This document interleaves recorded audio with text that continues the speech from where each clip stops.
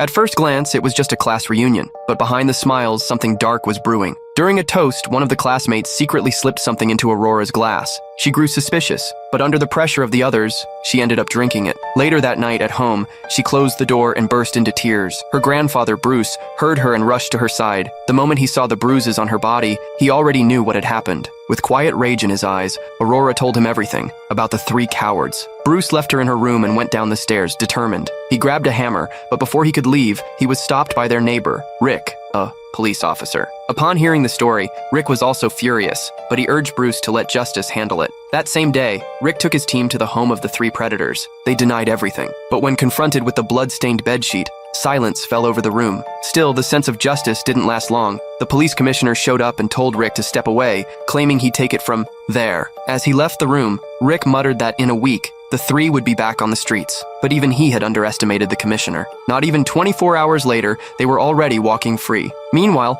Aurora remained locked in her room, slowly trying to erase the scars from her soul. Unable to watch his granddaughter like that, Bruce took her to court, hoping for justice. But the judge laughed at her. He even hinted that she was the one to blame. In tears, Aurora tried to leave the courtroom, but the judge forced her to stay and recount every detail. Back home, she locked herself in the bathroom, scrubbing her skin as if that could wash away what she felt inside. Until suddenly, Bruce put on his old military uniform and marched into the police station. He demanded answers, but the higher-ups mocked him, calling him a delusional old man. That's when he realized, if he wanted justice, he'd have to take it into his own hands. Furious, he contacted an old military friend. When the man asked what kind of weapon he was looking for, Bruce replied coldly, "The kind that makes sure no one ever gets up again."